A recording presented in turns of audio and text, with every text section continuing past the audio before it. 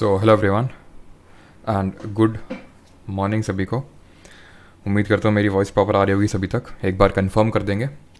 आज हम लोग का लेक्चर नंबर 2 नहीं, लेक्चर नंबर 3 रहने वाला है, जिसमें कि आज हम लोग स्टार्ट करने वाले हैं पार्ट्स ऑफ इंडियन कॉन्स्टिट्यूशन। और आज के इस पर्टिकुलर लेक्चर में हम 2 पार्ट देखेंगे, part 1 and part number 2 of Indian constitution. अभी तक हमने क्या पढ़ा है? मेकिंग ऑफ इंडियन कॉन्स्टिट्यूशन पढ़ा है, सोर्सेस पढ़े हैं, उसके फीचर्स पढ़े हैं, जैसे शेड्यूल्स हो गए, ये सारी चीज़ें हम लोगों ने कर ली हैं।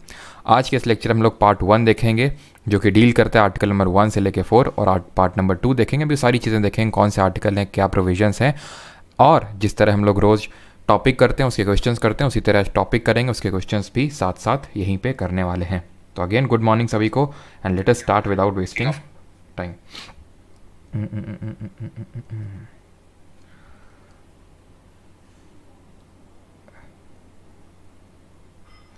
चलिए, गुड मॉर्निंग सभी को। Second lecture please. क्या सेकंड लेक्चर? सेकंड लेक्चर जिनको भी रिकॉर्डिंग वगैरह आपको पता है, परमार अकेडमी ऐप पे आपको अवेलेबल है, बाकी रोज़ रोज़ बताने की ज़रूरत होनी ना चाहिए। तो चलिए स्टार्ट करते हैं।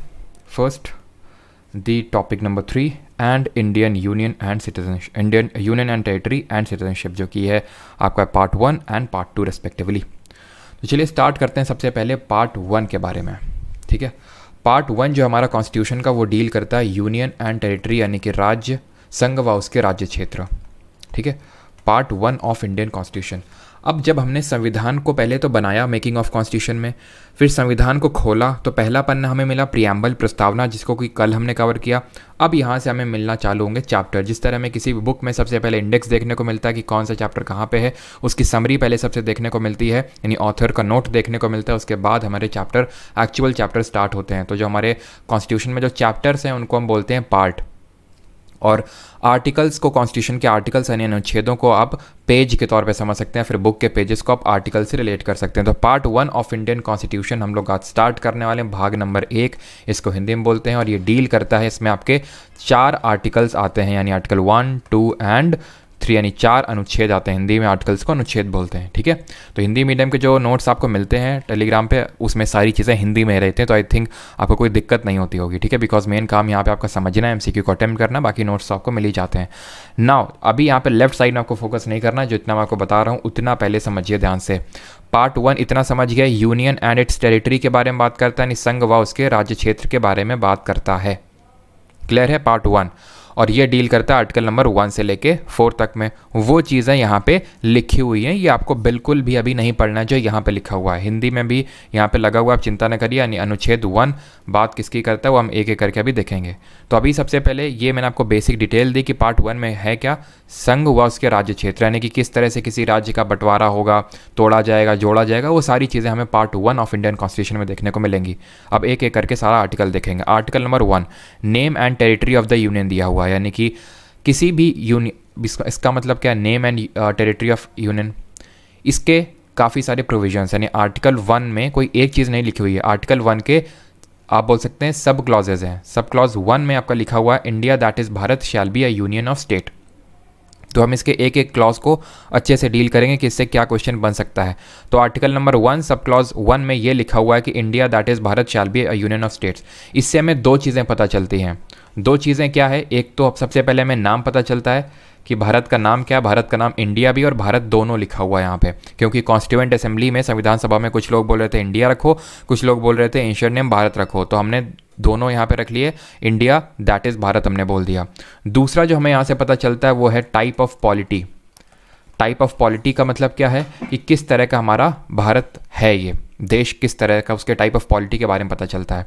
हमने यहाँ पे इंडिया को यूनियन ऑफ स्टेट लिखा हुआ है। अंबेडकर जी ने कैटेगराइज करके बोला था कि यूनियन ऑफ स्टेट हमने प्रेफर किया rather than federation of state. भले हम फेडरेशन हैं, फेडरेशन का मतलब क्या होता है, जहाँ पे इक्वल पावर, मतलब पावर का डिवीजन होता है between the centre and state, लेकिन फेडरेशन वर्ड को यहाँ पे नहीं लिखा गया बिकॉज यूएसए की तरह से इसके 2 यहाँ पे इम्प्लीकेशंस हैं इस पर्टिकुलर चीज़ के, कि यूनियन ऑफ स्टेट यहाँ पे लिखा हुआ है। सबसे पहली बात तो ये है कि जो हमारा इंडियन यूनियन है that is not a result of an agreement, not a result of agreement between the state, यानी कि ऐसा नहीं कि हमारे राज्यों के बीच में एक एग्रीमेंट हुआ था कि चलो भाई एक इंडियन यूनियन बनाते हैं तब हमारा इंडियन यूनियन बना। So not a result of agreement between the state, agreement between states. पहली चीज़ तो ये, पहला इम्प्लीकेशन तो ये, और दूसरा इम्प्लीकेशन ये है कि स्टेट्स यानी जो राज्य हैं have no right, states have no right to secede from the federation और द यूनियन। यानी कि राज्य, जो हमारे राज्य हैं, कल को ये नहीं बोल सकते हैं कि अब हमें भारत में नहीं रहना है, हम आज़ाद होना चाहते हैं, ऐसा नहीं हो सकता है। अब ये कैटेगराइज करके यहाँ पे इसलिए अम्बेडकर जी ने बोला बिकॉज यूएसए में ऐसा ही है। कैसा? यूएसए में वहाँ पे एग्रीमेंट है एक तरह से आप बोल सकते हैं, और वहाँ पे यूएसए में अगर स्टेट्स चाहें तो यूएसए से अलग हो सकते हैं। ऑब्वियस सी बात है, इतना आसान नहीं अलग होना, बट पॉसिबल है। तो वो चीज़ हमारे इंडिया में नहीं है। यानी कि यहाँ पे हम बोल सकते हैं India is a indestructible union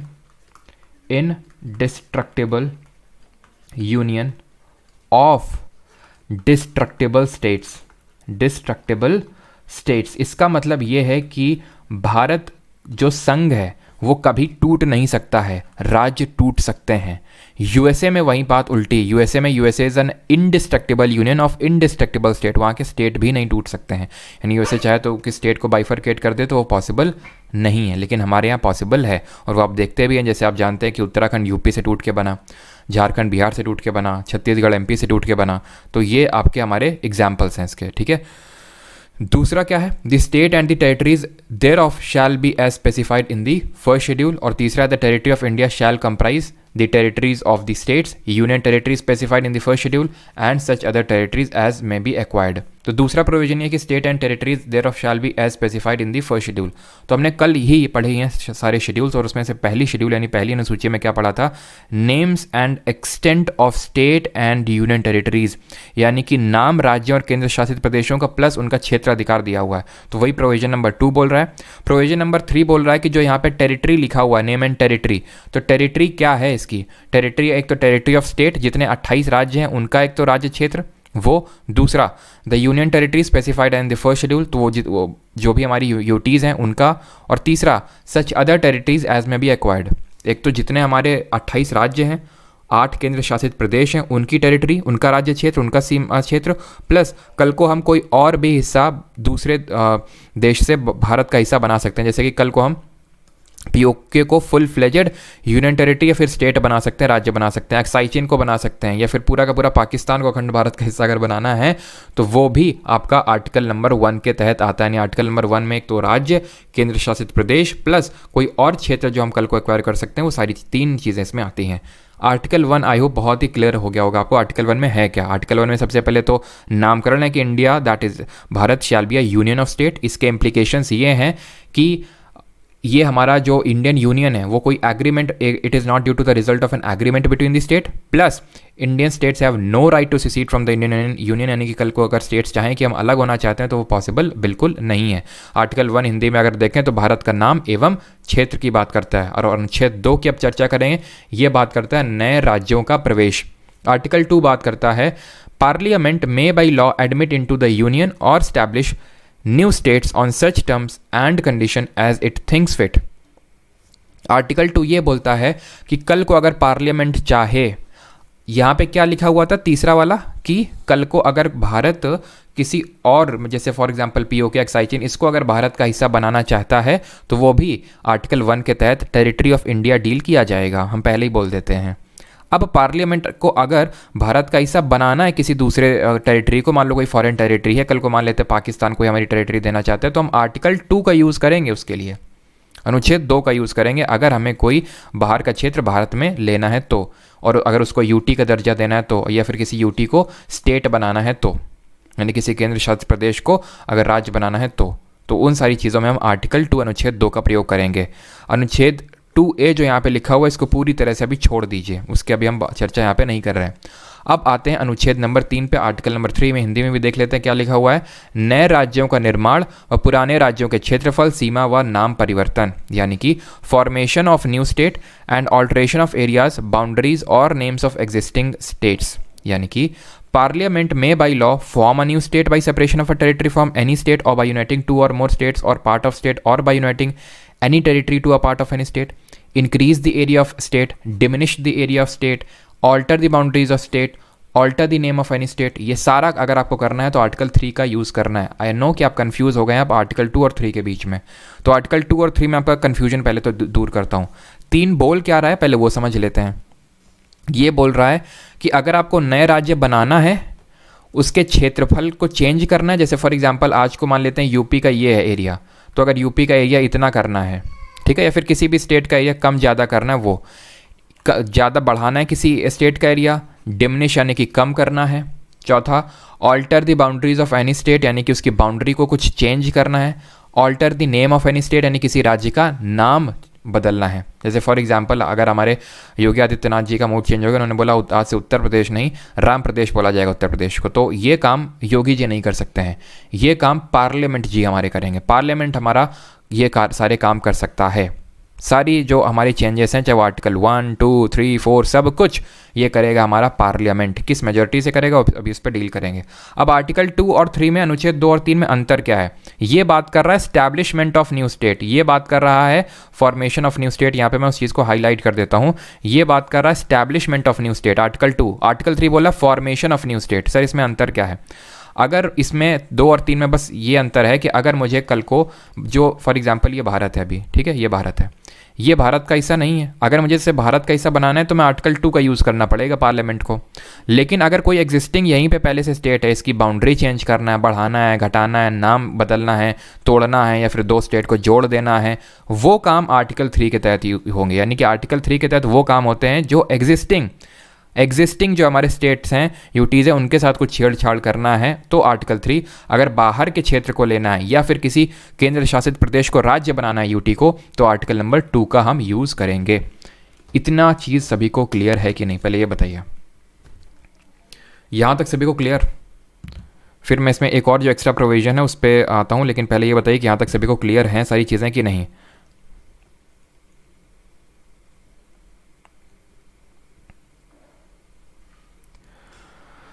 ठीक है, क्लियर है, ओके।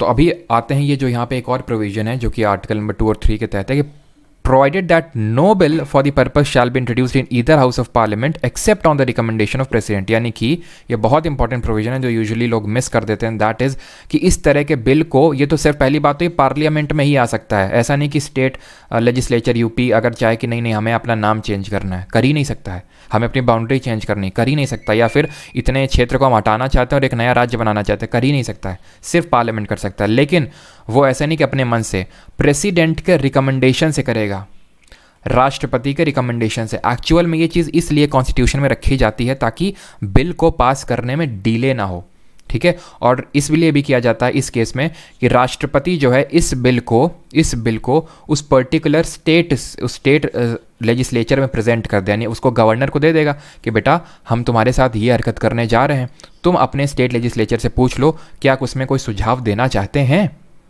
ठीक है। और इसमें कोई पीरियड स्पेसिफाई नहीं है। तो पहली बात तो आपने प्रेसिडेंट को देना है, जैसे पार्लियामेंट को पहले प्रेसिडेंट को बिल देना है कि उसके रिकमेंडेशन के बिना पार्लियामेंट में बिल नहीं आ सकता है। फिर प्रेसिडेंट गवर्नर को देगा कि स्टेट लेजिस्लेचर है, फिर एक तरह से स्टेट लेजिस्लेचर से पूछेगा क्या इसमें आपको कोई रिकमेंडेशन देनी है, तो अगर देनी है तो प्रेसिडेंट को दे देंगे। लेकिन जो भी रिकमेंडेशन यहाँ पे स्टेट लेजिस्लेचर देगा, नॉट बाइंडिंग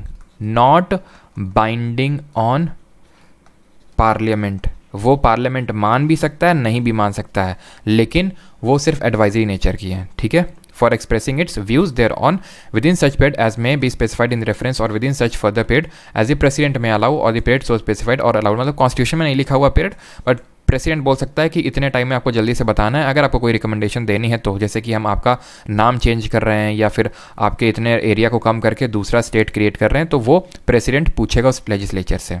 बस ये था आपका आर्टिकल 1, 2, 3। अब आते हैं आखिरी आर्टिकल पे, दैट इज आर्टिकल नंबर 4 अनुच्छेद नंबर 4। ये क्या बोलता है? ये बोलता है laws made under article 2 and 3 to provide for the amendment of the first and the fourth schedule and supplemental incidental and consequential matters. मतलब पढ़ लेते हैं फिर आराम से समझा देंगे, चिंता ना करिए।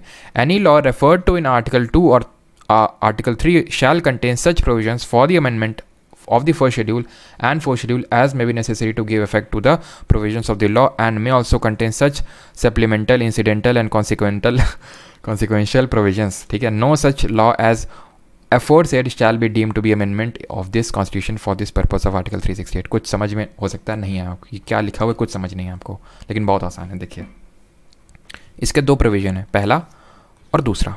ये बोल रहा है कि अगर आप आर्टिकल नंबर 2 और 3 के तहत कुछ भी चेंजेस करोगे तो आपको शेड्यूल 1 भी चेंज करना होगा, आपको शेड्यूल 1 में भी अमेंडमेंट करना होगा, एंड शेड्यूल नंबर 4 में भी आपको अमेंडमेंट करना होगा। ये बोलता है आर्टिकल नंबर 4 का पहला प्रोविजन। क्यों? याद करो शेड्यूल 1 क्या था? Names and territorial jurisdiction of state और यूटीज़ वहाँ पे दिया हुआ था। तो अगर किसी का नाम चेंज कर रहे हो, किसी का जुरिसडिक्शन चेंज कर रहे हो, क्षेत्र चेंज कर रहे हो, तो ऑब्वियस ही बात है शेड्यूल 1 में तो चेंज करना ही पड़ेगा। लेकिन शेड्यूल 4 क्या था? याद करो, tears of old PM, TEAR, R से राज्यसभा। राज्यसभा ये क्या था? Allocation of seats in the Rajya Sabha. Seats का एलोकेशन किस हिसाब से होता है? किसी स्टेट के एरिया के टर्म्स में। तो इस वजह से क्योंकि अब उसका एरिया चेंज हुआ है तो इसलिए आपको शेड्यूल 4 में भी अमेंडमेंट करना पड़ेगा। ये बोल रहा है आर्टिकल नंबर 4। ठीक है, ये first schedule and fourth schedule में आपको जो भी नेसेसरी चेंजेस हैं वो आप करेंगे। लेकिन बोल रहा है कि चिंता ना करो, ये चेंजेस करने के लिए प्रोविजन नंबर 2 बोल रहा है कि चिंता ना करो, ये चेंजेस करने के लिए तुम्हें आर्टिकल 368 के तहत अमेंडमेंट नहीं करना है। तुम सिंपल मेजॉरिटी यानी कि साधारण बहुमत से भी अमेंडमेंट कर सकते हो। इसको हिंदी में क्या बोलते हैं? इसको हिंदी में बोलते हैं साधारण बहुमत। सर साधारण बहुमत क्या होता है? तो बहुमत कई प्रकार के होते हैं, जैसे simple majority, special majority, absolute majority, effective majority, वो हम पार्लियामेंट चैप्टर में देखेंगे। बट फॉर अभी के लिए देखो, इसका मतलब होता है 2/3 मेंबर्स, ठीक है, present and voting. Present and voting यानी कि 2/3 सदस्य जो पार्लियामेंट में मौजूद हैं और वोटिंग में भी, क्योंकि हो सकता है कि कोई प्रेजेंट हो लेकिन कैंटीन में समोसे बेल रहा है, वो वोटिंग में इंटरेस्टेड ही नहीं है। तो जो लोग प्रेजेंट और वोटिंग कर रहे हैं उसका 2/3 उसको सिंपल मेजॉरिटी बोलते हैं। और उसको हम अमेंडमेंट तो है लेकिन उसको अमेंडमेंट अंडर आर्टिकल 368 डील नहीं किया जाता, यानी आराम से ये अमेंडमेंट हो जाता है। यानी कि अगर आर्टिकल नंबर हमें 2 और 3 के तहत कुछ भी अमेंडमेंट करना है ना, आर्टिकल 2, 3 में चेंजेस करने हैं, फिर फर्दर हमें शेड्यूल 1 और शेड्यूल 4 में चेंजेस अकॉर्डिंगली करने पड़ेंगे अगर नीडेड है तो वो सारे अमेंडमेंट्स आपके सिंपल मेजॉरिटीज हो जाएंगे। आपको स्पेशल मेजॉरिटी को करने की ज़रूरत ही नहीं है। अब किसी का कोई डाउट हो तो पूछो। अब यहाँ से हम एक अलग यहाँ पे कंपोनेंट टच करने वाले हैं आपका इस पर्टिकुलर चैप्टर का, जहाँ से क्वेश्चन पूछे जाते हैं। इशिता शर्मा, हाँ अभी उस पर भी आएंगे, सिक्के मिक्किम वही उसी कंपोनेंट पे अभी आ रहे हैं। यहाँ तक किसी को कोई डाउट? जल्दी से। और ये हिंदी में दिया हुआ है कि आर्टिकल नंबर 2 और 3 के तहत किए गए कार्यों को 368 के तहत संशोधन नहीं माना जाएगा। ये जो नोट लिखा हुआ है आप इसको बहुत ही हल्के में इग्नोर मार के फिजिकली प्रेजेंट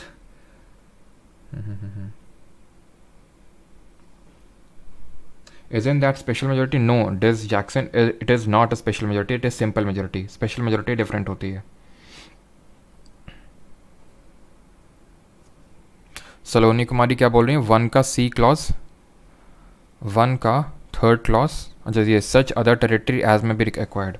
और 2 में क्या डिफरेंस है? 2 बोलता है कि आप आर्टिकल 1 बस ये डिफाइन कर रहा है कि भारतीय यूनियन का मतलब है क्या। वो बोला यूनियन का मतलब है जितने राज्य हैं भारत में, जितने केंद्र शासित प्रदेश हैं भारत में, या फिर कल को जो आप भारत का हिस्सा बनाएंगे वो सब यूनियन में आता है। ये आर्टिकल 1 बोलता है। 2 बात करता है कि भारत का कोई जो हिस्सा नहीं है उसको अगर आपको भारत के अंदर लेना है तो आर्टिकल 2 का यूज़ करना पड़ेगा। आर्टिकल 1 का यूज़ करके कुछ होता नहीं है, वो जैसा है वो है। आर्टिकल अगर हमें कुछ लेना है, बाहर की टेरिटरी को इंडिया में एक्वायर करना है तो आर्टिकल 2 का हम यूज़ करेंगे, उसमें ये है। ठीक है, आई होप क्लियर होगा। अब ये आप इसको इग्नोर करेंगे लेकिन मैं इसको इग्नोर नहीं करूँगा बिकॉज बहुत इंपॉर्टेंट है। इंपॉर्टेंट ये लिखा हुआ संसद की शक्ति राज्य की सीमा समाप्त करने और भारतीय राज्य क्षेत्र को किसी अन्य देश को देने की नहीं है। यानी कि बात तब आई 1900 आई थिंक 84 के टाइम की बात है, नहीं सॉरी 1959 की बात है, 1959 के टाइम की बात है। ये हुआ था कि इंडिया को एक कुछ टेरिटरी, भारत की टेरिटरी को दूसरे देश को देना था, मतलब बांग्लादेश को एक्चुअल में देना था, ताकि जो डिस्प्यूट है वो सेटल हो सके, बाउंड्री डिस्प्यूट सेटल हो सके।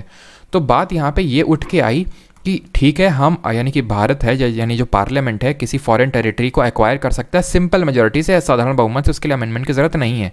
लेकिन अगर भारत का हिस्सा किसी दूसरे देश को देना है तो फिर बेरूबारी यूनियन केस में, ठीक है, यहीं पे मैं लिख देता हूँ, ठीक है, यहीं पे लिख देता हूँ ताकि बेटर तरीके से आप समझ पाएँ कि किसके बारे में चर्चा हो रही है।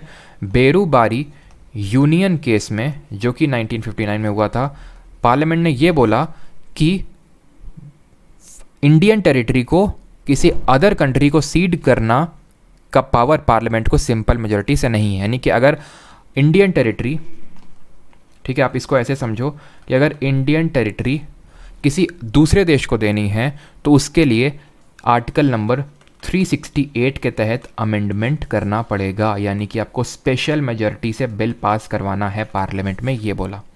इसीलिए हमने जब 2014 में मोदी गवर्नमेंट ने बांग्लादेश के साथ बाउंड्री डिस्प्यूट सेटल करना चाहा तो उसको 100th नंबर का कॉन्स्टिट्यूशनल अमेंडमेंट करना पड़ा।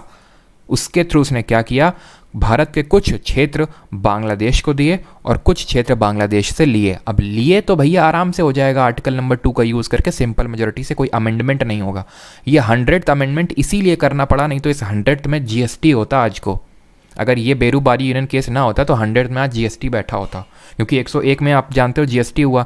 लेकिन अगर देना भी सिंपल मेजोरिटी से होता आर्टिकल नंबर 2 के तहत, तो फिर ये कोई अमेंडमेंट तो होता ही नहीं आर्टिकल 368 के तहत। अब क्योंकि देना होता था, बेरूबारी यूनियन केस में सुप्रीम कोर्ट नहीं बोला अगर देना है तो आपको अमेंडमेंट करना होगा आर्टिकल 368 के तहत, इसीलिए 100th कॉन्स्टिट्यूशनल अमेंडमेंट हुआ, जहाँ पे शॉर्ट में लिख रहा हूँ इंडो बांग्लादेश एग्रीमेंट, ठीक है, इंडो बांग्लादेश एग्रीमेंट, जहाँ पे हमने अपने कुछ एनक्लेव्स दिए बांग्लादेश को और बाउंड्री डिस्प्यूट को सेटल करने के लिए। Is that clear? तो आई होप यहाँ तक सभी को क्लियर होगा। अब बात करते हैं कुछ और चीज़ों की। यहाँ से हम बात करेंगे किस तरह भारत के राज्य भारत में शामिल हुए। 1947 में जब हमें आज़ादी मिली तो भारत के मतलब जितने भी राज्य रजवाड़े थे, प्रिंसली स्टेट थे, उनको ये फ्रीडम था कि जिसको ज्वाइन करना चाहते हो उसको करो, पाकिस्तान, इंडिया, फिर इंडिपेंडेंट रहना चाहते हो तो इस तरह से प्रोविजंस थे। तो जो पाकिस्तान में उस समय प्रिंसली स्टेट थे पाकिस्तान मिल गए, जो इंडिया में थे इंडिया में मिल गए, लेकिन सारे नहीं मिले। टोटल 552 प्रिंसली स्टेट्स थे। ये बियॉन्ड है आर्टिकल 1 और 4 हमने पढ़ लिया पार्ट 1। अब इसका क्योंकि हमारा जो हमारा हमसे पूछता है, जो हमारा सिलेबस अगर आप पढ़ो तो इंडियन पॉलिटी है ना कि इंडियन कॉन्स्टिट्यूशन। अगर सिर्फ इंडियन कॉन्स्टिट्यूशन होता ना तो ये बेरूबारी यूनियन केस ये सब कुछ पढ़ने की ज़रूरत नहीं, बस आर्टिकल पढ़ने की ज़रूरत थी, लेकिन इंडियन पॉलिटी में सारी चीज़ें पढ़नी होती हैं। तो 552 प्रिंसली स्टेट्स थे इंडिया में जब हम इंडिपेंडेंट हुए थे। लेकिन उसमें से हुआ क्या कि 549 ने तो आराम से इंडिया को ज्वाइन कर लिया, लेकिन 3 को चुल मच रही थी। वो 3 कौन थे? हैदराबाद, इनको चुल मच रही थी, ये बोल रहे थे कि हम इंडिपेंडेंट रहेंगे, हम इंडिया को ज्वाइन नहीं करेंगे। कारण इसका ये था कि सबसे बड़ा ये रियासत था, सबसे बड़ा प्रिंसली स्टेट था, तो उसको लगा कि फालतू में गवर्नमेंट रेगुलेट करेगी, आराम से आज़ाद रहते हैं। लेकिन अभी देखेंगे क्या हुआ इनके साथ। जूनागढ़, इनको चुल मच रही थी, और तीसरे थे कश्मीर, ठीक है, कश्मीर।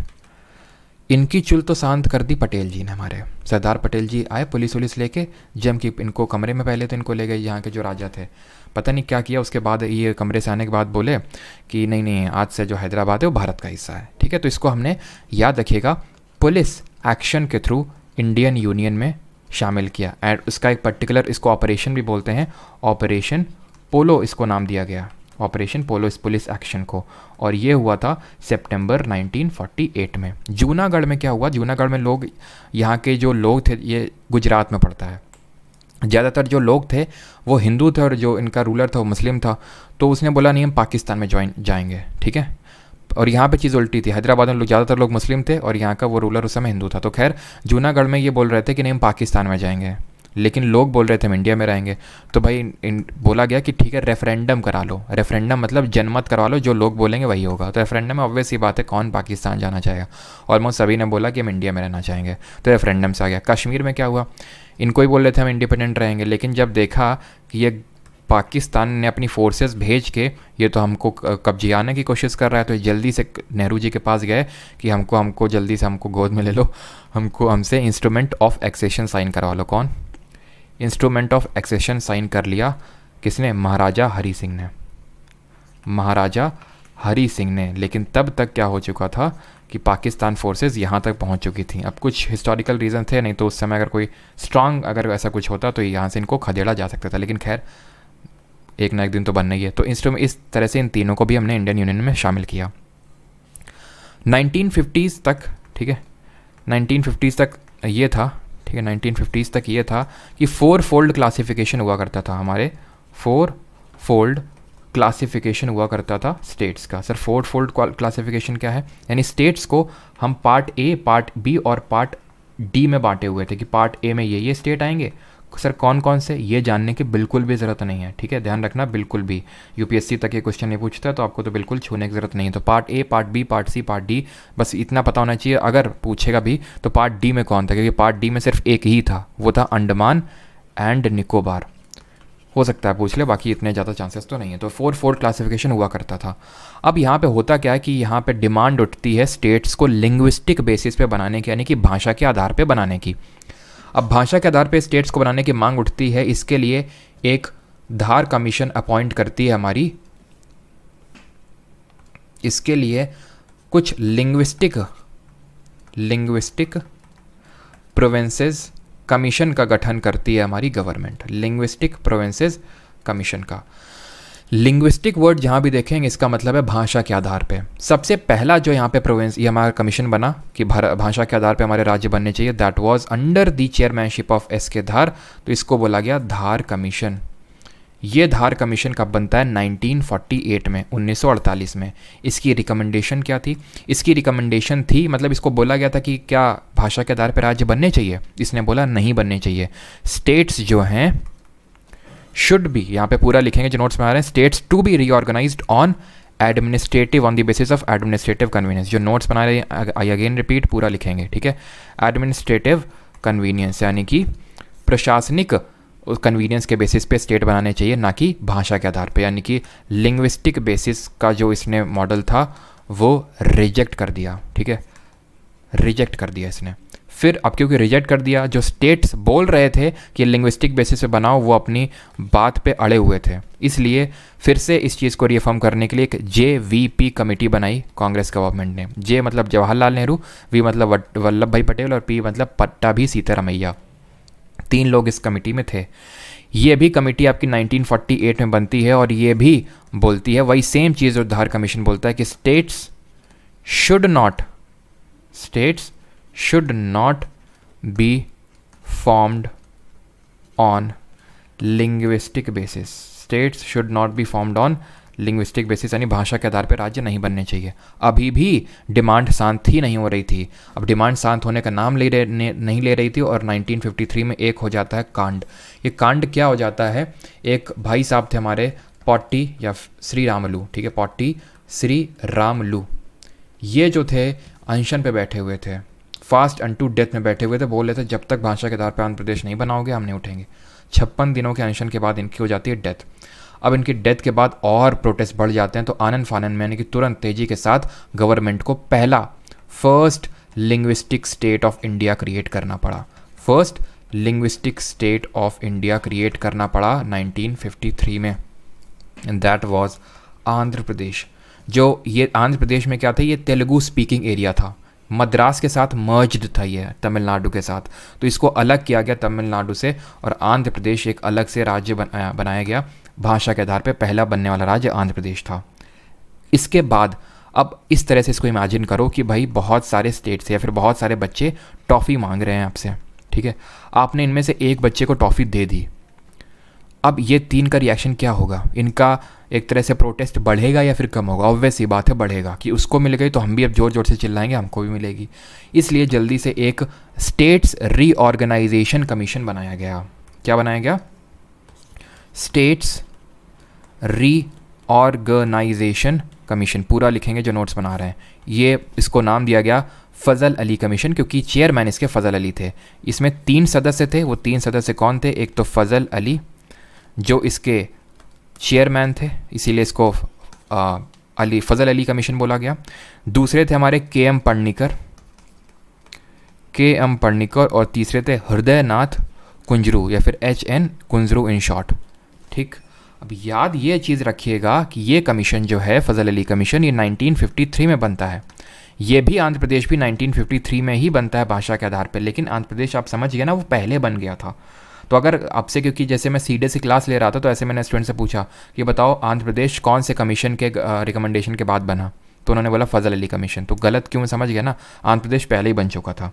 ये बना था, आप ये समझ सकते हो कि सितंबर अक्टूबर के टाइम पे, और ये जो कमीशन बना था दिसंबर के टाइम पे बना था, दिसंबर में।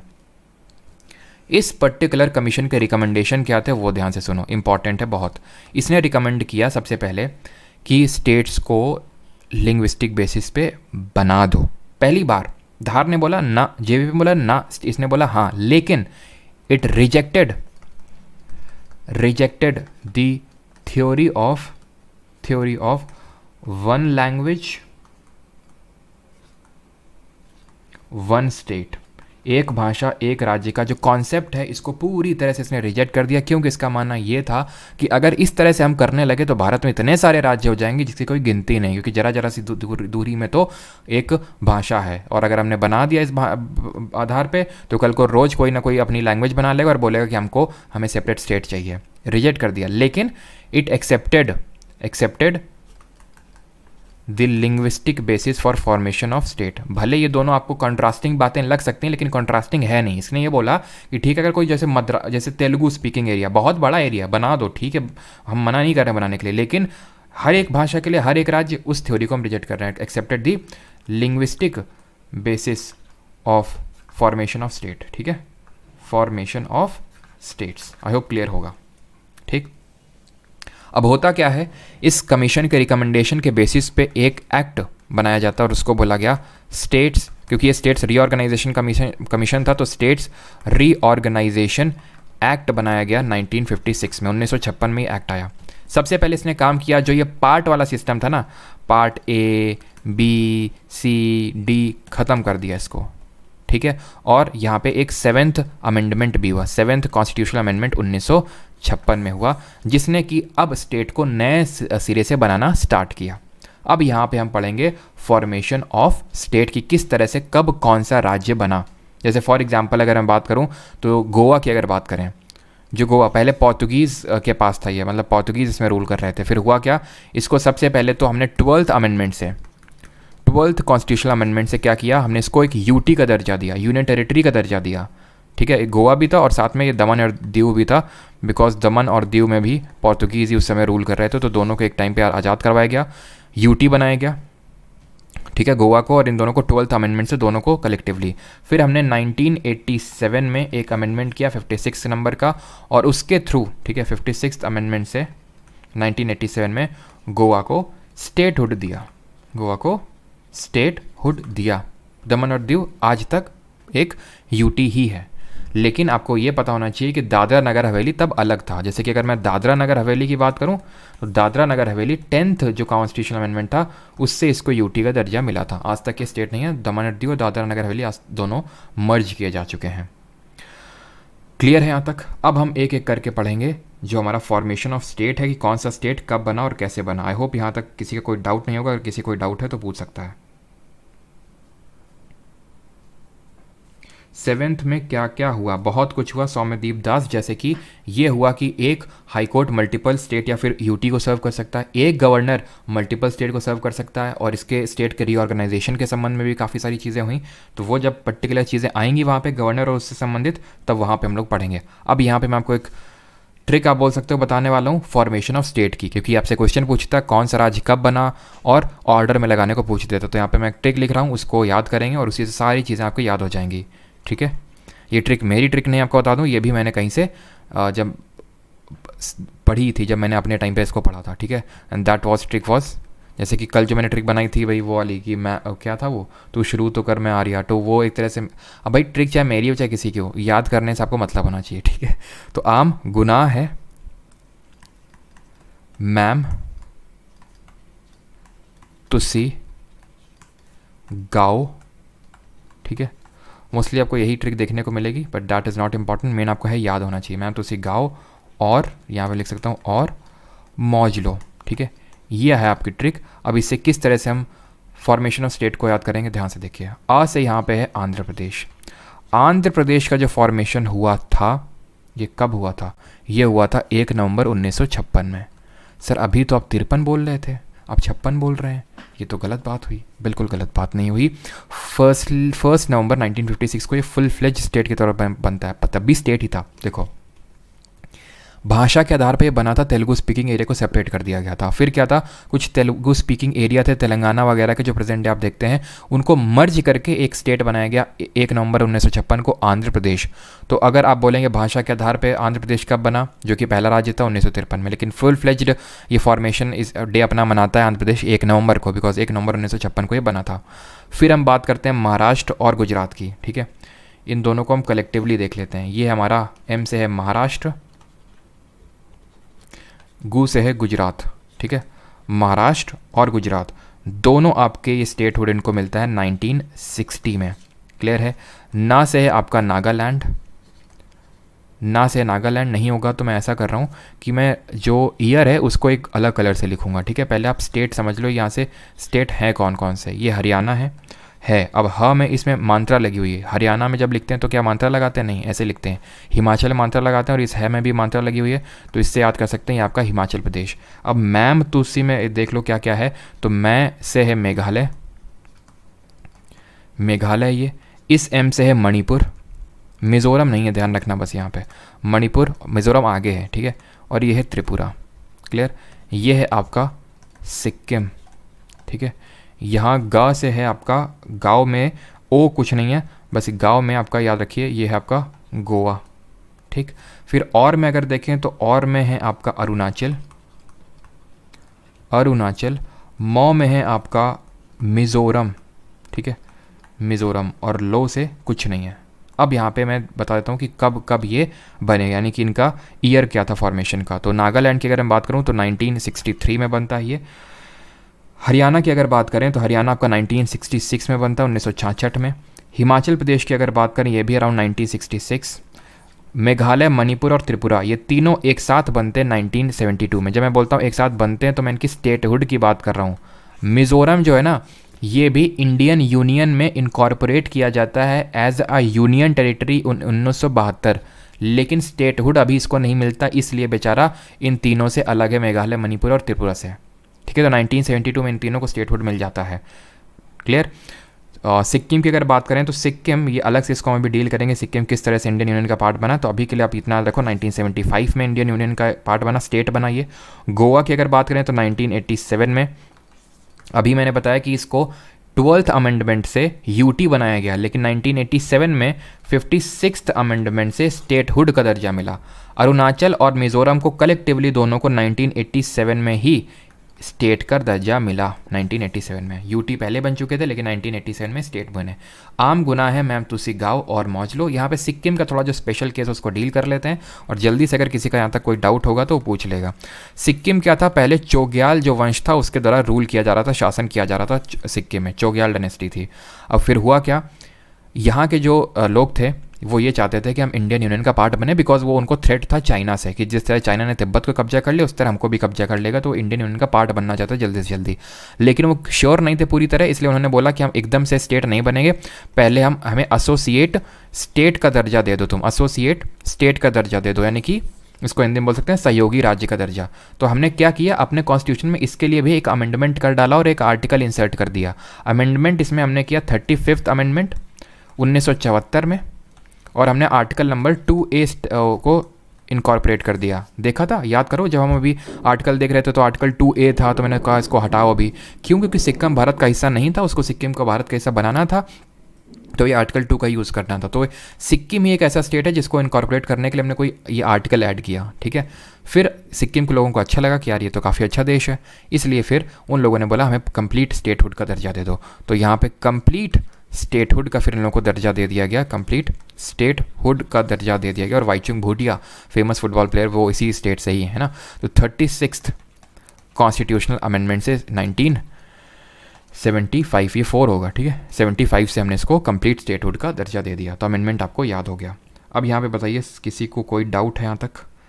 इसके बाद अब हम क्वेश्चंस को अटेम्प्ट करेंगे एक एक करके, क्वेश्चन को अटेम्प्ट किया जाए। और कुछ तो है यहाँ पे, और कुछ है, ये आर्टिकल है, इस आर्टिकल को मैं आपको बता दूं फिर क्वेश्चन करते हैं, ठीक है। ये आर्टिकल का लेना देना कुछ इससे है नहीं, बिल्कुल लोएस्ट सबसे लोएस्ट पॉपुलेशन वाला स्टेट है हमारा, लोएस्ट डेंसिटी नहीं, लोएस्ट डेंसिटी वाला अरुणाचल प्रदेश है, ठीक है। स्टैटिक में देखेंगे, आप मैं लैंडस्केप मोड में वीडियो नहीं देख पा रहा हूँ, चलो उसका मैं करवाता हूँ अंकित, ठीक है। अब ये आर्टिकल 371 का यहाँ से कुछ लेना देना नहीं है, कुछ और लेना देना नहीं है तो भाई हम करवाएंगे तो है इसको। क्यों? क्योंकि इसको अब अलग से तो मैं कोई एक चैप्टर अलग से लेक्चर तो मैं लेके आऊँगा नहीं आपके लिए, इसलिए आर्टिकल 371 को यहीं पे देख लो। आर्टिकल 371 बहुत छोटा सा है, मैं आपको एक ट्रिक बताऊँगा, आराम से याद हो जाएगा, ठीक है। ये मैंने खुद ट्रिक बनाई थी, अगर आपको अच्छी ना लगे तो आप खुद की बना सकते हो, ठीक है। कोई भी ट्रिक अगर आपको अच्छी ना लगे तो आप खुद से बना सकते हो, ठीक है।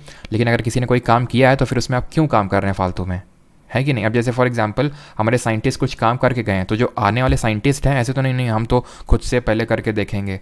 कुछ चीज़ें खुद से नहीं करके देखी जाती, मान लिया जाता है कि जो बंदे ने किया वो सही है, ताकि आप फर्दर डेवलपमेंट उस पर कर सकें। खैर, आर्टिकल 371 हमसे बोलता है, आर्टिकल 371 अनुच्छेद 371 जो है, जैसे 370 स्पेशल प्रोविजंस जम्मू कश्मीर के रिगार्डिंग थे, जम्मू कश्मीर को स्पेशल पावर देता था, ऐसे ही ये स्पेशल पावर देता है, special power to some states, कुछ राज्यों को ये स्पेशल पावर देता है, कुछ स्टेट्स को। अब हम पढ़ेंगे कि कौन से आर्टिकल में किसको दिया जाता है। तो आर्टिकल 371 देता है महाराष्ट्र और गुजरात को, 371 ए देता है नागालैंड को, 371 अब नागालैंड को देता है, असम को देता है, मणिपुर, आंध्रा, यहाँ पे बहुत देखेंगे। तो कैसे स्पेशल प्रोविजन, जैसे मैं महाराष्ट्र के केस लेता हूँ, जैसे महाराष्ट्र बहुत बड़ा सा स्टेट है, क्या इसके पास स्पेशल प्रोविजन है। तो जैसे कोई यहाँ पे विदर्भ रीजन होगा तो थोड़ा सा कुछ हो सकता है कि इनको ऑटोनमस काउंसिल सेटअप करने की पावर हो, यानी छोटी मोटी पावर है, ऐसी जम्मू कश्मीर टाइप पावर नहीं है इन लोगों को, ठीक है। तो 371 ए में नागालैंड, 371 बी में असम, फिर यहाँ स्पेशल प्रोविजन मणिपुर, आंध्र प्रदेश, फिर आंध्र प्रदेश की यूनिवर्सिटी को कुछ स्पेशल पावर है, सिक्किम को पावर है, मिजोरम को, अरुणाचल को, गोवा को, कर्नाटक को। अब आपसे ये पूछ लेगा भाई आर्टिकल 371 ई में किसको स्पेशल पावर है, जी में किसको है, तो कैसे याद रखेंगे। उसको याद करने के लिए मैं आपको ट्रिक बता रहा हूँ।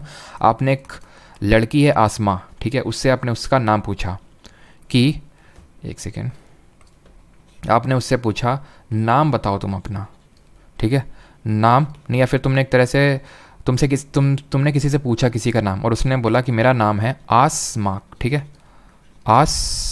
नो 3 बार ए हो गया क्या, 3 बार नहीं 2, आसमा, ठीक है, नाम उसका है आसमा जी, ओके। इस तरह से याद रखना है। किस तरह से याद रखना है आपको कि नाम आसमा जी, ओके, उसने बोला कि मेरा नाम आसमा जी है, ठीक है, ओके। तो इस तरह से याद रखना है। तो एन से हो गया नागालैंड, ए से हो गया असम, एम से हो गया मणिपुर, ए से हो गया आंध्र प्रदेश, ए से हो गया आंध्रा की यूनिवर्सिटी, एस से हो गया सिक्किम, एम से हो गया मिजोरम, ए से हो गया अरुणाचल, जी से हो गया गोवा, के से हो गया कर्नाटक, खत्म। अब आपको ये पता होना चाहिए कि जो मैंने नाम आसमा जी ओके है, ये ए से स्टार्ट होता है, बस इसको अलग से याद कर लो कि 371 में महाराष्ट्र गुजरात के स्पेशल प्रोविजंस हैं, बस। अब मुझे पता है कि कुछ लोग बोलेंगे सर यहाँ तो इतने सारे ए हैं, यहाँ पे तो जैसे फॉर एग्जांपल यहाँ 2 ए हैं, यहाँ पे एक है और ए है और यहाँ पे 1 है, तो हमें कैसे पता चलेगा कि कौन सा असम ऊपर है। कि देखो, इतना तो खैर रिकॉल कर ही सकते हो कि भाई आंध्र प्रदेश बीच में है। जैसे जब मैंने पढ़ा था, जब इसको बार बार पढ़ोगे तो अपने आप याद हो जाएगा कि आंध्र प्रदेश बीच में है, या फिर जहाँ पे डबल ए है वो आंध्र प्रदेश वाला है। याद कर लो, ऊपर वाला असम है और नीचे वाला अरुणाचल है। अब ये भी इसमें भी याद नहीं कर पाओगे तो फिर कैसे चलेगा, ठीक है। तो नाम आसमा जी ओके ऐसे करके याद रखना है। अब आते हैं क्वेश्चन पे, जल्दी जल्दी क्वेश्चन को करते हैं अटैम्प्ट, फिर आते हैं सिटीजनशिप में। सिटीजनशिप बहुत छोटा सा है, आराम से हो जाएगा, क्योंकि उससे ज़्यादा उतने क्वेश्चन बनते हैं नहीं एसएससी में। करवाते लोग दबा के लेकिन क्वेश्चन दबा के नहीं आते। और इसके बाद जो चैप्टर स्टार्ट होगा ना कल, सब कुछ छोड़ देना, लेकिन कल जो चैप्टर होगा फंडामेंटल राइट, उसको मत छोड़ देना किसी भी हालत में। मैं वो ऐसा नहीं कि मैं कल कोई ऐसा चैप्टर तो इसलिए मैं बोल रहा हूँ बहुत इंपॉर्टेंट है, ये मैं आपको पहले ही बताता रहा हूँ। फंडामेंटल राइट्स आपने भी देखा होगा, हर शिफ्ट में क्वेश्चन आए, मौलिक अधिकार, और वो आएंगे ही। पार्लियामेंट चैप्टर, कॉन्स्टिट्यूशनल बॉडीज़, ये ऐसे चैप्टर हैं जिनसे क्वेश्चन रिपीटेडली आते हैं। आंसर आ रहे हैं बी। तो how does constitution of India describe India as a union of state. बहुत जल्दी जल्दी करेंगे क्योंकि आराम से इसीलिए पढ़े थे ताकि जल्दी जल्दी क्वेश्चन अटेम्प्ट कर सकें। Which article of constitution deals with the formation of new state. Article number 2 बात करता है फॉर्मेशन की बात कर रहा है। Article number 3। आर्टिकल 2 किसकी बात करता है? Establishment of new state. अगर हमें न्यू स्टेट को इस्टेब्लिश करना है, फॉर्म करना है, तो आर्टिकल नंबर 3 अनुच्छेद 3। By which majority of Indian constitution the parliament can make amendment for article 2 and 3।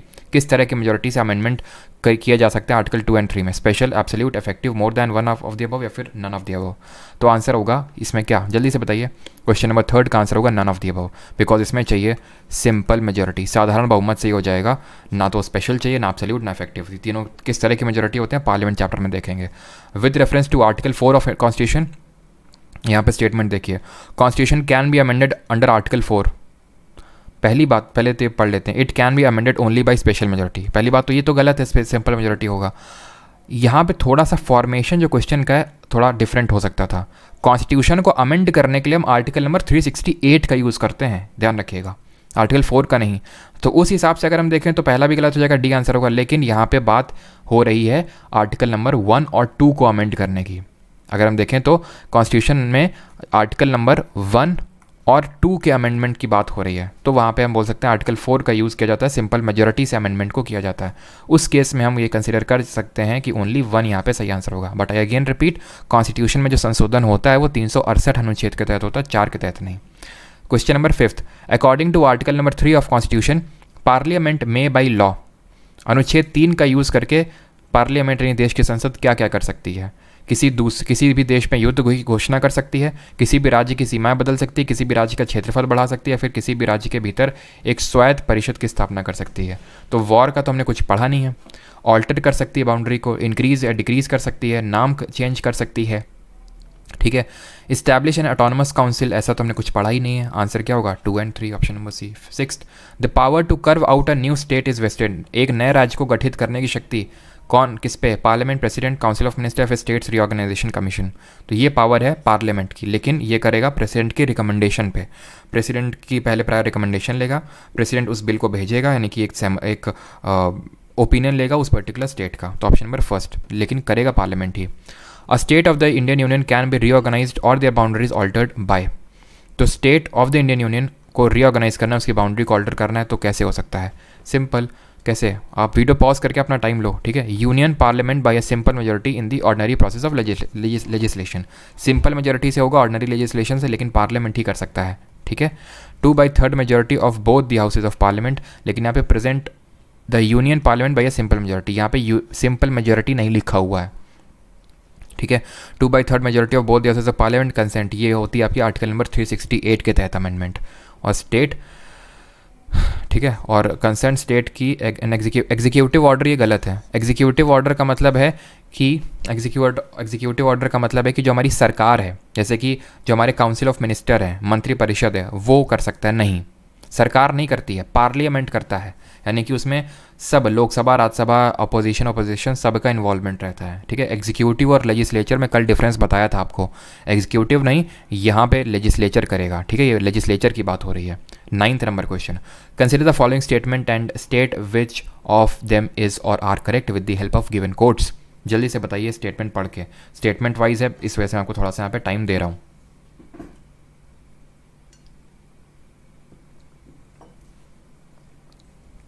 The term union of state has been defined in the constitution because Indian state have no right to secede.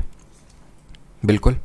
SK Dhar commission, यही तो हमने पढ़ा था कि states को कोई right नहीं है इतना कि वो भाग जाएं भारत से। S K Dhar commission preferred reorganisation of state on administrative convenience rather than linguistic basis. किसी को कोई डाउट नहीं होना चाहिए, ठीक है। उसने यही बोला था ना कि भाषा के आधार पर बनने चाहिए, मतलब भाषा के आधार पर नहीं बनने चाहिए, प्रशासनिक उसके बनने चाहिए, यानी कि प्रशासनिक सुविधा के आधार पे।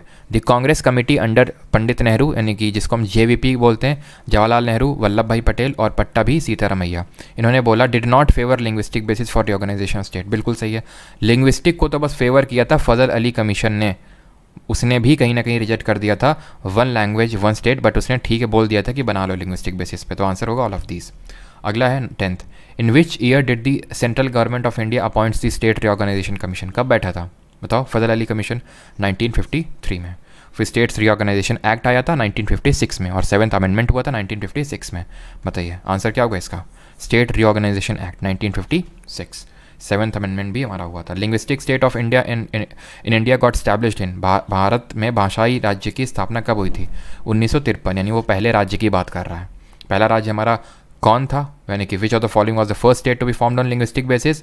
अभी हमने पढ़ा था 1953 में आंध्र प्रदेश बना था, ये फजल अली कमीशन से पहले ही बन गया था, ठीक है, क्योंकि पॉटी श्रीरामुलू जी की डेथ हो गई थी इसलिए। What is the correct chronological order in which the states of the Indian union were created on और ग्रांटेड फुल स्टेटहुड? ऑर्डर बताना है, बताइए ऑर्डर क्या होगा सही। अब उस ट्रिक का आप इस्तेमाल करेंगे जो मैंने अभी आपको बताई थी, आम गुनाह है मैम तुसी गाओ और मौज लो। तो सबसे पहले तो आ में आंध्र प्रदेश ही था हमारा 1956 में, तो यानी 1 से स्टार्ट होगा, यानी ऑप्शन नंबर बी और डी को तुरंत मैं हटा सकता हूँ। म से क्या था, महाराष्ट्र था, यानी वो एक के बाद दो आएगा। गुनाह, ना से नागालैंड, ह से हरियाणा, ना पहले आएगा यानी कि 3 पहले 4 बाद में, यानी 1 2 3 4। Clear. In which of the following years did Telangana became the 29th state of the Indian after reorganisation of the state of Andhra Pradesh. तो 29वां राज्य भारत का कब बना आपका जो तेलंगाना है। तो ये भी आसान क्वेश्चन है 2014 में।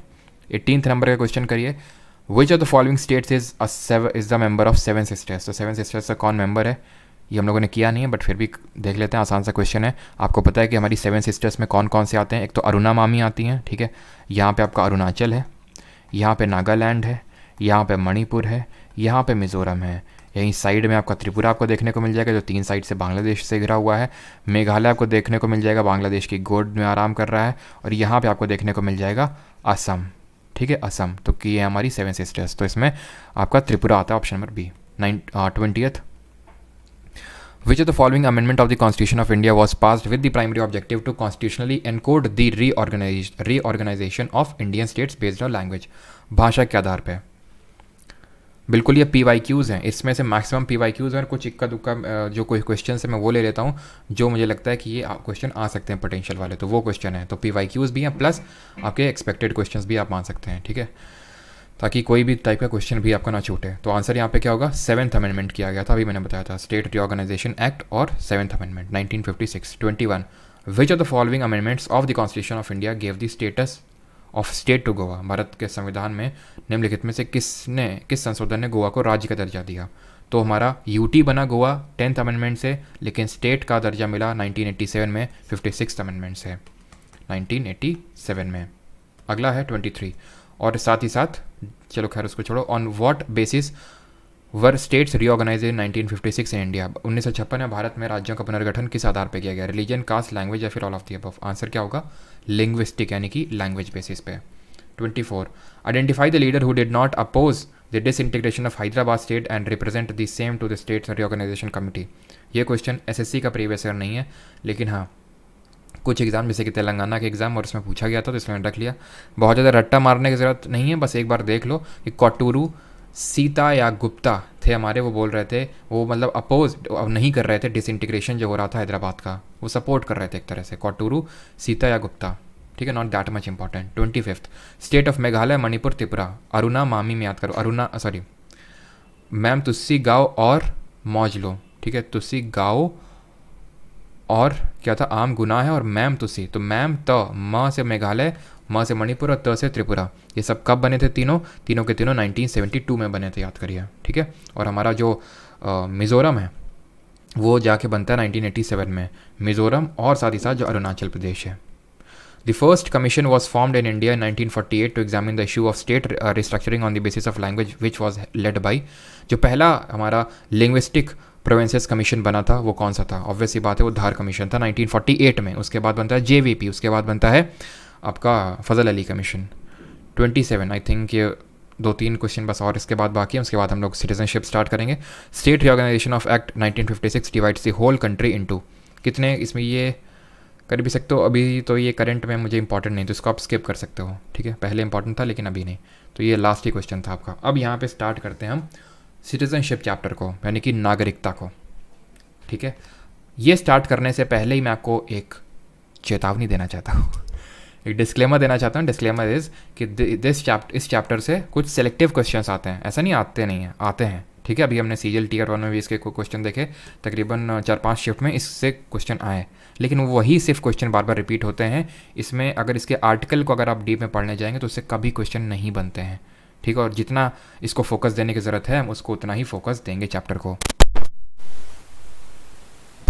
क्योंकि अगर इतना ह्यूज और ह्यूमंगस अगर हमें सिलेबस को कवर करना है SSC को, तो बहुत ही सेलेक्टिव तरह से हमें चीज़ों को पढ़ना पड़ेगा, ठीक है। अगर आप सब पढ़ना भी चाहते हैं, उसको याद भी करना चाहते हैं, अच्छा भी स्कोर करना चाहते हैं और सारे सब्जेक्ट में करना चाहते हैं, ये पॉसिबल नहीं है एक साथ, ठीक है। तो अभी स्टार्ट करते हैं सिटीजनशिप को। सबसे पहले तो सिटीजनशिप में जो क्वेश्चन आपसे पूछे जाते हैं उस पर आते हैं। तो पहली बात तो पार्ट 1 हम खत्म कर चुके हैं, पार्ट 1 से अब खत्म करने के बाद पार्ट 2 में बढ़ रहे हैं, यानी कि पार्ट 2 डील करता है सिटीजनशिप से, यानी कि नागरिकता से ये डील करता है हमारा। कौन कौन से आर्टिकल हैं जो डील करते हैं सिटीजनशिप से, तो आर्टिकल्स हैं हमारे 4 तक ख़त्म हो चुके थे, 5 से स्टार्ट होंगे और 11 तक जाएंगे। 12 से यानी कल हम लोग स्टार्ट करेंगे fundamental right and I again repeat, कल वाले लेक्चर को किसी हाल में मत मिस कीजिएगा, ठीक है। अनुच्छेद 5 से लेके 11 तक नागरिकता से डील करते हैं। हमारे भारत में कॉन्सेप्ट है सिंगल सिटीजनशिप का, यानी कि एकल नागरिकता का। कहाँ से लिया जल्दी से बताइए, और किस कंट्री में डुअल सिटीजनशिप है। तो एकल नागरिकता का जो हमने प्रावधान है, कॉन्सेप्ट है, ये यूके यानी कि ब्रिटेन के कॉन्स्टिट्यूशन से लिया है। यूएसए में अगर हम बात करें तो वहाँ पे किस तरह की सिटीजनशिप होती है, डुअल सिटीजनशिप होती है। और भी हमने कुछ डिफरेंसेस देखे थे इंडिया और यूएसए के बीच में। यूएसए में प्रेसिडेंशियल फॉर्म ऑफ गवर्नमेंट है, हमारे यहाँ पार्लियामेंट्री फॉर्म ऑफ गवर्नमेंट है। यहाँ पे क्या होता है, इंटीग्रेटेड जुडिशरी नहीं है, हमारे यहाँ जुडिशरी इंटीग्रेटेड है। यूएसए से हमने क्या क्या बोरो किया, जल्दी से रिकॉल करिए। इंडिपेंडेंट जुडिशरी, जुडिशियल रिव्यू बोरो किया, फंडामेंटल राइट बोरो किया, प्रियम्बल की लैंग्वेज ऑस्ट्रेलिया से ली है, impeachment of president, removal of जजेस of supreme court and high court, and office of vice president, ये सारी चीज़ें हमने यूएसए से ली हैं। इस तरह से रिविजन आपका होना चाहिए। यूके से क्या लिया है, parliamentary form of government, by cameralism, parliamentary privileges, prerogative writ यानी परमाधिकार या रिटे लिए हैं, सिंगल सिटीजनशिप का कॉन्सेप्ट लिया है, रूल ऑफ लॉ लिया है, खत्म। अब बढ़ते हैं आगे। ये जो चीज़ मैंने लिखी ना इतनी शॉर्ट सी, इसी से ही बस क्वेश्चन बनते हैं रिपीटेडली। यही चीज़ है जो बार बार कि कौन से पार्ट में है, कौन से आर्टिकल में, और कहाँ से सिंगल सिटीजनशिप का कॉन्सेप्ट लिया है, इसी से क्वेश्चन बनते हैं। लेकिन फिर भी हम सारे आर्टिकल को बहुत ही शॉर्ट में देखने वाले हैं कि किस आर्टिकल में क्या है। तो यहाँ पे मैं ड्रॉ कर देता हूँ लाइन। ये कुछ चीज़ें जो आप कभी नहीं भूल सकते हैं। अब आर्टिकल नंबर 5 में अगर जैसे उसने पूछ लिया तो हमें पता होना चाहिए, शॉर्ट में आपको बता रहा हूँ। आर्टिकल नंबर 5 बोलता है कि एक्चुअल में, चलो एक चीज़ मैं आपको बताता हूँ पहले, एंड दैट चीज़ इज़ कि हमारा कॉन्स्टिट्यूशन जब कमेंस हुआ था, कमेंसमेंट का मतलब क्या होता है, लागू हुआ था। कब लागू हुआ था जरा बताइए, 26 जनवरी 1950 को लागू हुआ था। तो सिटीजनशिप के जो प्रोविजंस हैं वो इसलिए क्वेश्चन नहीं बनते हैं, उसका भी रीज़न समझ लो कि क्यों उतने ज़्यादा क्वेश्चन नहीं बनते हैं। क्योंकि इसमें जो आर्टिकल नंबर 5 से लेके 8 तक है, अनुच्छेद नंबर 5 से लेके 8 तक हैं, वो before the commencement of constitution, before the commencement of constitution. यहाँ पे मैं किस डेट की बात कर रहा हूँ, 26 जनवरी 1950 की। इस डेट के बिफोर, पहले किसी को सिटीजनशिप कोई होगा नहीं होगा, वो उसको लेके हमारे आर्टिकल नंबर 5 से लेके 8 तक में लिखा हुआ है। इसलिए उतने ज़्यादा क्वेश्चन नहीं बनते, क्योंकि 26 जनवरी 1950 तो चली गई, जाने कब की। अब इसके बियॉन्ड यानी कि 26 आफ्टर 26 जनवरी 1950 कोई भारत का नागरिक है या नहीं है, इससे डील करता है हमारा सिटीजनशिप एक्ट 1955 का, 1955 का, जिसको अभी हम देखेंगे। बट बिफोर दैट आर्टिकल 5 से लेके 8 तक बहुत ही शॉर्ट में देख लेते हैं, ब्रीफ में। आर्टिकल नंबर 5 की चर्चा करते हैं। ये बात करता है कि अगर किसी को भारत का नागरिक होना है तो he should have a domicile in India. उसको डोमिसाइल, निवास होना चाहिए उसका, भारत का निवास उसका भारत का होना चाहिए। प्लस अगर किसी को भारत का नागरिक कहलाना है तो प्लस इन 3 चीज़ों में, जिसको भी मैं लिखने जा रहा हूँ, इनमें से कोई एक चीज़ होनी चाहिए। या तो इंडिया में उसका जन्म हुआ हो, he should be born in India, या तो दूसरा यहाँ पे ये है कि उसके किसी भी ईदर ऑफ द पेरेंट, यानी कोई पेरेंट में से, यानी मदर फादर में either of the parent should be Indian, या फिर either of the parent are born in Indian और बॉर्न इन इंडिया। और तीसरा प्रोविज़न है कि कोई ऑर्डिनरी रेजिडेंट है for at least 5 year after the commencement of constitution, यानी कि वो ऑर्डिनरी रेजिडेंट है इंडिया में for at least 5 years after the commencement of constitution. तो ये तो होना ही चाहिए, प्लस इन तीनों में से कोई एक चीज़ हो तो वो कहलाएगा। आर्टिकल नंबर 6 देख लेते हैं शॉर्ट में क्या है।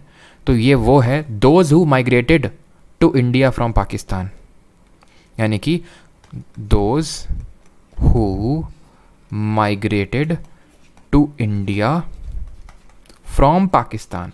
अब जैसे कि जब बंटवारा हुआ तो जो लोग पाकिस्तान की टेरिटरी में थे वो पाकिस्तान में हो गए, जो इंडिया की टेरिटरी में थे वो इंडियन हो गए, बाई सिर्फ लाइन खींचने से, रेड क्लिफ लाइन खींचने से, ठीक।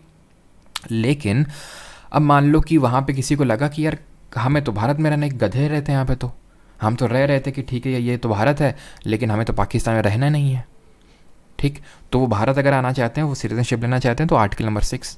अब देखिए ये सारी बातें हो रही हैं जब उस समय भारत आज़ाद हुआ था, तब की सब बातें हो रही हैं। आर्टिकल नंबर 7 बात करता है citizenship of migrants of Pakistan.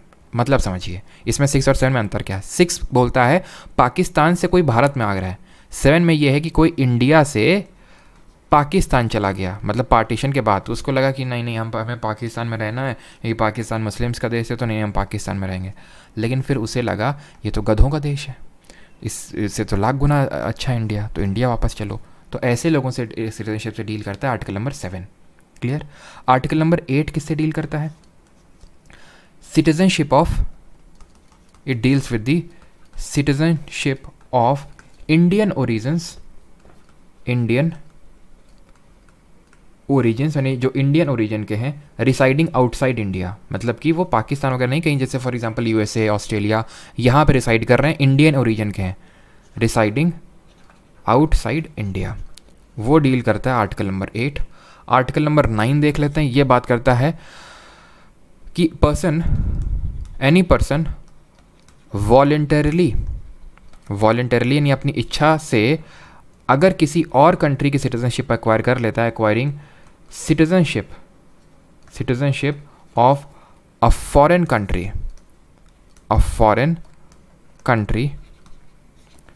Not to be dealt as an Indian citizen, यानी कि अगर किसी ने भी सिटीजनशिप एक्वायर कर ली किसी फॉरेन कंट्री की, तो वो लूज़ कर देगा अपनी इंडियन सिटीजनशिप को, लूजेज इंडियन सिटीजनशिप। इसके पीछे कॉन्सेप्ट क्या है? ये कोई डुअल सिटीजनशिप होल्ड नहीं कर सकता। डुअल सिटीजनशिप के दो मतलब हैं।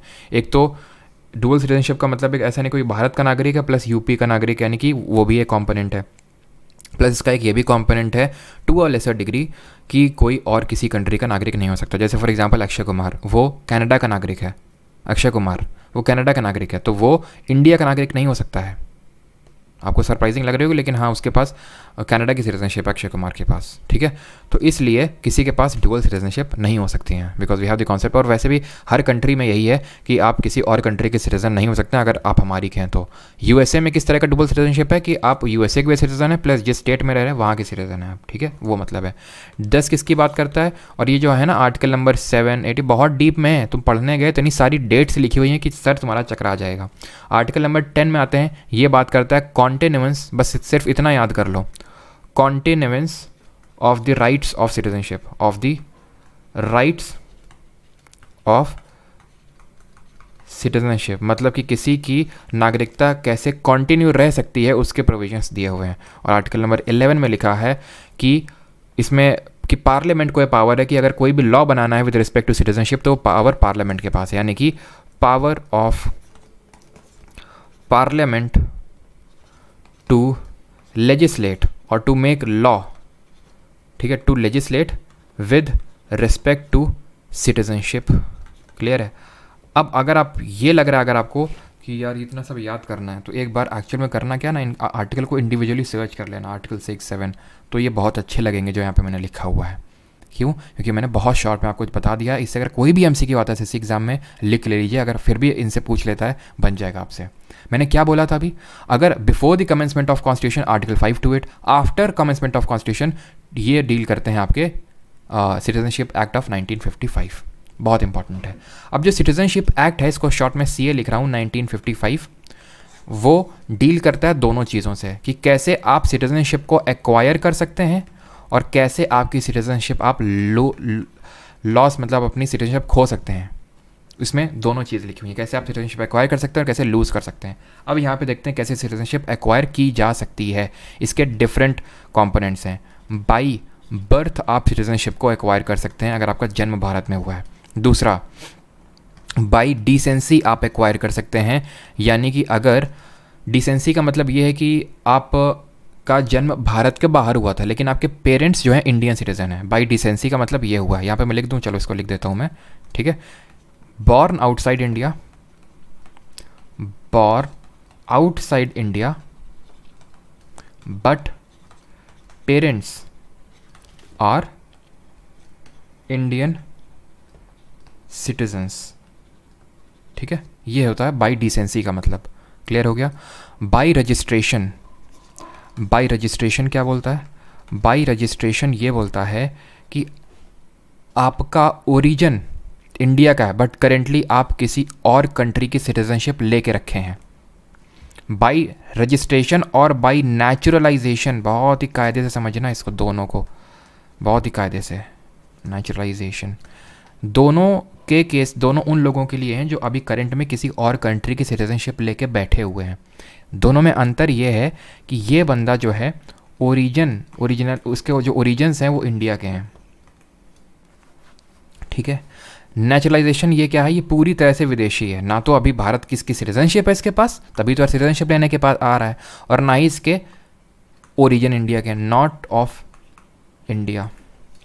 तो अगर रजिस्ट्रेशन वाले को जिसके ओरिजिन इंडिया के हैं, अगर उसको भारत की सिटीजनशिप लेनी है तो 7 साल भारत में रहना होगा, 7 ईयर्स के लिए भारत में रहना होगा। शॉर्ट में लिख रहा हूँ, नोट्स में जो लिख रहे हैं वो पूरा इस चीज़ को लिखिएगा, ठीक है। 7 साल भारत में रहना होगा।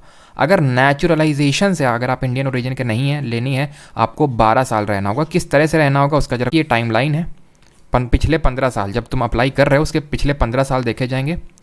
उसमें से जो जस्ट पिछला वाला साल है उसमें पूरे टाइम तुम भारत में रहे हुए हो, ठीक है। 1 साल ख़त्म, बचे कितने, 14। इन 14 में से 11 साल तुम भारत में रहे हो, यानी कि टोटल मिला के 15 में से तुम्हें 12 साल भारत में रहना है, गुजारना है। जब अप्लाई कर रहे हो उससे जो इमीडिएट पिछला वाला साल है उसमें तो पूरे साल तुम भारत में रहे हो, और जो उसके पिछले 14 हैं उसमें 11 साल, यानी टोटल मिला के 12 साल, ठीक। और इसके अलावा और भी प्रोविज़न है, जैसे कि आपको एक भारतीय भाषा भी पता होना चाहिए, और भी प्रोविजंस है। लेकिन ये मैं इसलिए कैटेगरी थोड़ा सा जोर दे के बता रहा हूँ बिकॉज जो हमारा सिटीजनशिप जो एक्ट है 1955 का, इसमें बहुत सारे अमेंडमेंट हुए, तकरीबन 8 अमेंडमेंट हुए, 8-9 अमेंडमेंट हुए। लेकिन इस सिटीजनशिप एक्ट 1955 में अमेंडमेंट हुआ था अभी लेटेस्ट में 2019 में। सबको इसके बारे में पता होगा, CAA NRC याद करो, वही CAA है ये, सिटीजनशिप अमेंडमेंट एक्ट। ये हुआ था 2019 में, जिसको लेके बवाल मचा था। बवाल क्यों मचा था, इस अमेंडमेंट ने ये बोला था कि 3 कंट्रीज़ से आने वाले 6 कम्युनिटीज़ के लोगों को हम सिटीजनशिप बाय नेचुरलाइजेशन में कुछ छूट देंगे। 3 कंट्रीज़ वो कौन सी थी, 3 कंट्रीज़ थी या फिर हैं बांग्लादेश, पाकिस्तान, अफ़गानिस्तान। इन देशों से अगर इन 6 कम्युनिटीज़ के लोग आ रहे हैं, हिंदू, सिख, जैन, पारसी, क्रिश्चियन और बुद्धिस्ट, क्लियर है। इन 6 कम्युनिटीज़ के लोग, और ये पूरा लिखेंगे जो नोट्स में लिख रहे हैं, ठीक है। बुद्धिस्ट, हिंदू, सिख, जैन, ऐसे BH ऐसे JP करके मत लिखेंगे, ठीक है। तो इन 3 कंट्रीज़ के लोग जो इन 6 कम्युनिटी से बिलोंग करते हैं, वो अगर आते हैं तो उनके लिए ये जो 12 साल का टर्म है, 12 साल नहीं, उनको सिर्फ 6 साल ही रहना पड़ेगा। विरोध क्यों हुआ, क्योंकि इसमें मुस्लिम कम्युनिटी नहीं थी, इसलिए इसका काफ़ी विरोध हुआ, खासकर मुस्लिम कम्युनिटी के द्वारा। लॉजिक इसमें यह दिया गया कि आप क्रोनोलॉजी को समझिए।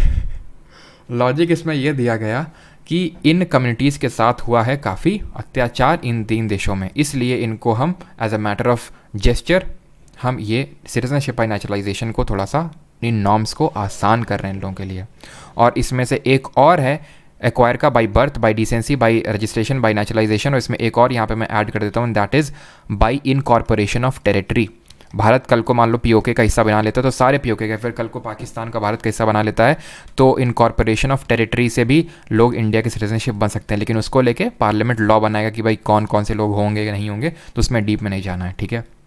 ये तो हो गए कैसे एक्वायर कर सकते हैं, एक्वायर वाला कंपोनेंट देख लिया। अब देख लेते हैं कैसे लूज़ कर सकते हैं सिटीजनशिप को according to citizenship amendment act citizenship act 1955। इसमें 3 प्रोविजंस हैं। एक तो है बाई रिनंसिएशन, यानी कि सिटीजनशिप को त्याग दिया, बाई ओन विल, ठीक है, बाय ओन विल, आपकी खुद के इच्छा के अनुसार आपने क्या किया कि हमें इंडिया का सिटीजन नहीं रहना है तो आपकी सिटीजनशिप चली जाएगी। बाई टर्मिनेशन, टर्मिनेट आपकी सिटीजनशिप कर दी जाएगी। क्यों की जाएगी, बिकॉज आपने वॉलेंटरली अगर आपने एक्वायर कर ली, acquired the citizenship of other country, the citizenship of other country, यही अगर आप याद करो तो आर्टिकल नंबर 9 भी कुछ डील कर रहा था। अब बात करते हैं यहाँ पे तीसरा जो टाइप है, एंड दैट इज़ बाई डेप्रीविएशन, यानी कि आपको आपकी सिटीजनशिप से डेप्राइव किया जा सकता है। क्यों, क्योंकि आपने कुछ गलत गतिविधि करी है। जैसे कि आपने सिटीजनशिप लेने के लिए हो सकता है डॉक्यूमेंट गलत दिए हो, आप अपने कॉन्स्टिट्यूशन के प्रति डिसलॉयल्टी दिखा रहे हैं, आप जब किसी एनिमी कंट्री का मतलब होता है जिससे हमारा युद्ध चल रहा हो, जैसे कैसे पाकिस्तान एनिमी कंट्री हमारा नहीं है, ऑफिशियली नहीं है, क्यों, क्योंकि उसके साथ अभी हमारा युद्ध नहीं चल रहा है, ठीक है। तो जब किसी के साथ अगर युद्ध चल रहा है तो हमारा एनिमी कंट्री होगा, या फिर अगर हमारी गवर्नमेंट ने बोल दिया कि कल को ये जैसे तुर्की है जिसका नया नाम तुर्की है, वो एनिमी कंट्री है, तो उस कंट्री को अगर जैसे आप हेल्प कर रहे हैं वॉर के टाइम पे, उसको कुछ ऐसे हमारे चीज़ें बता रहे हैं, लीक कर रहे हैं, तो उस केस में भी बाई डिप्रीवेशन के केस में भी आपको वो बाई डिप्रीवेशन का केस बन जाएगा, जहाँ पे आपकी सिटीजनशिप को छीना जा सकता है। तो ये कैटेगरीज हैं जहाँ पे आपकी सिटीजनशिप आप अपने लूज़ कर सकते हैं। यहाँ तक सभी को क्लियर हो तो आप क्वेश्चन करते हैं। इतना ही पढ़ना है आपको सिटीजनशिप में, ठीक? क्लियर है यहाँ तक सभी को? अब करते हैं क्वेश्चन। पहला क्वेश्चन है 28।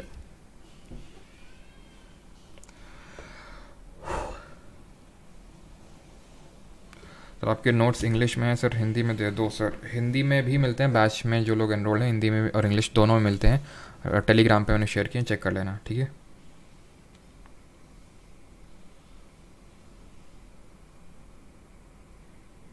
इंटीग्रेटेड जुडिशरी, राहुल डे आप बोल सकते हैं कि हमने गवर्नमेंट ऑफ इंडिया 1935 से एक तरह से लिया, हमारे कॉन्स्टिट्यूशन में पहले से हमने कहीं से बोरो नहीं, वो 1935 से ही एक्ट से आया, ठीक है? In which of the following is for citizenship act was passed 1955। Which part of constitution of India deals with citizenship, जल्दी से बताइए भारत के संविधान का कौन सा भाग है जो नागरिकता से संबंधित है? आए बहुत आसान सा क्वेश्चन है। Part number 2। 30th, with what subject do the article 5 to 11 और कोई भी लॉ बनेगा पार्ट 1 में, पार्ट 2 में कौन बनाएगा? पार्लियामेंट। इतनी चीज़ क्लियर होनी चाहिए, ठीक है? बिकॉज सिटीजनशिप कैसा आपका सब्जेक्ट होगा? ये यूनियन लिस्ट में सब्जेक्ट होगा, इसलिए क्योंकि उसका पूरा देश से लेना देना है, किसी एक पर्टिकुलर राज्य से नहीं। Now what subject do the articles 5 to 11 of the constitution deal with? तो ये हमारे डील करते हैं नागरिकता यानी कि सिटीजनशिप से।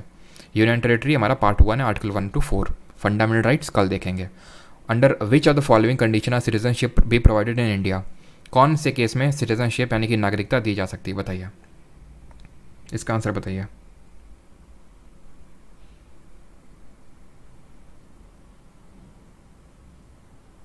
और कृपया जो यहाँ पे टॉपिक चल रहा है उसी पे स्पेसिफिक रहें। डाउट है बिल्कुल पूछें, बट उससे उसी में स्पेसिफिक रहें, इधर उधर मत भागें।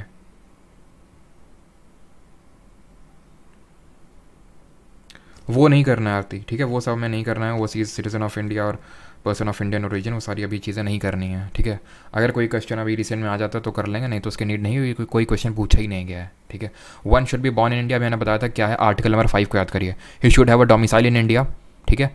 देन ये तो होना ही चाहिए मस्ट, और इन तीनों में से एक कंडीशन होनी चाहिए, या तो शुड बी बॉर्न इंडिया, या तो उसके पेरेंट्स बॉर्न हुए इंडिया में, या फिर ऑर्डिनरी रेजिडेंट हो for not less than 5 year, यानी कि ईदर 1 और 2 और 3, ईदर होगा, क्योंकि डोमिसाइल होना अनिवार्य है, और इन तीनों में से कोई एक चीज़। आंसर यहाँ पे डी होगा, ना कि सी, ना कि ए, ठीक है? याद करिए आर्टिकल 5 को, यहाँ पे मैंने चीज़ें लिखी हुई हैं। ये है article 5, you should have a domicile in India plus either born in India, ठीक है? Either of the parent are born in India और ऑनर रेजिडेंट, इनमें से कोई एक, ठीक है? तो आंसर यहाँ पे डी होगा आपका। Which of the following articles of the constitution of India mentions continuance of the right of citizenship? कौन सा आर्टिकल है जो कॉन्टिन्यूएंस की बात करता है? सीमा को मिलेगी पूछना, अभिषेक मौर्य। भाई ये तो तुम न्यूज़ चैनल वालों से पूछो, है ना? क्योंकि उनको इसमें महारत हासिल है। सीमा, अंजू, मंजू, ये सब बड़े उसमें महारत हासिल किए हुए, दिन भर वही चलाते रहते हैं। देश में क्या चल रहा है मतलब न्यूज़ देखने का मन नहीं होता है, मतलब न्यूज़ हर चीज़ ऊपर जा रही है, न्यूज़ चैनल्स ऐसे जा रहे हैं, मतलब क्या ही न्यूज़ दिखाते हैं पता नहीं। Continuance of the right of citizenship, तो ये कौन सा बात करता है? पहली बात तो 12 का कोई सिटीजनशिप से लेना ही देना नहीं है, 5 से लेकर 11 तक है, और ये बात करता है 10, आर्टिकल नंबर बी, अभी मैंने थोड़ी देर पहले आपको बताया, ठीक है? 33, which of the following has the power to regulate the right of citizenship in India? किसको पावर है? Union cabinet, parliament, supreme court, law commission?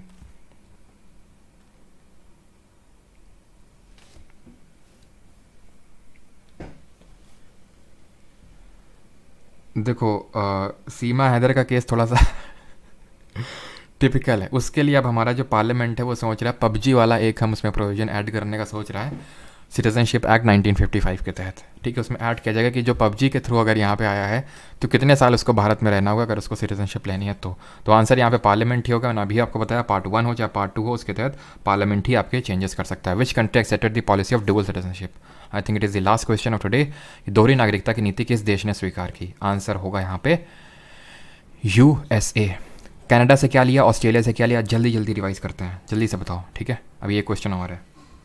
बरखा दत्त का सिटीजनशिप कैंसिल होना चाहिए था वॉर के टाइम के बाद। अब तुम लोग अपने इंडिविजुअल ओपिनियन अपने पास रखो, है ना। टॉपिक से रिलेटेड डिस्कशन करते हैं। कनाडा से हमने क्या लिया है? सी से कनाडा, सी से सेंटर, यानी कि रेसिडुअरी पावर्स सेंटर के पास है, अवशिष्ट शक्तियाँ। Appointment of governor by the centre in the state लिया है कनाडा से, लेकिन ऑफिस ऑफ गवर्नर कहाँ से लिया है जरा बताइए? ऑफिस ऑफ गवर्नर कहाँ से लिया है? यूनिटरी फीचर या फिर यूनिटरी फेडरलिज्म, या फिर एक तरह से बोल सकते हैं वो फेडरेशन जहाँ पे सेंटर के पास ज़्यादा पावर है, वो हमने कनाडा से लिया है, ठीक है। ऑस्ट्रेलिया से क्या लिया? ऑस्ट्रेलिया से लेने के लिए हमने कैसे याद किया था? ऑस्ट्रेलिया से ट्रा से हो जाएगा trade, trade and intercourse, S से सेटिंग यानी जॉइंट सेटिंग, और एल से लिस्ट यानी कि कॉन्करेंट लिस्ट, समवर्ती सूची ली थी। ऑफिस ऑफ गवर्नर हमने लिया गवर्नमेंट ऑफ इंडिया एक्ट 1935 से, ठीक है। यूएसए से क्या लिया? हम रिवाइज कर चुके हैं पहले ही। How many years does a person of Indian origin need to reside in India to become a citizen of India under the citizenship act of 1955? नागरिकता अधिनियम 1955 के तहत भारतीय मूल के व्यक्ति को भारत का नागरिक बनने के लिए न्यूनतम कितने वर्षों तक भारत में रहने की आवश्यकता है? बताइए। अभी बताया था सिटीजनशिप एक्ट के तहत आप एक्वायर कर सकते हैं तो by birth, by decency, by registration, by naturalisation, या फिर बाय इनकॉर्पोरेशन ऑफ टेरिटरी। ये किसका केस है? जहाँ पे ये पर्सन इंडियन ओरिजिन का है, मतलब कि ये बाय रजिस्ट्रेशन इंडियन सिटीजनशिप को एक्वायर करेगा।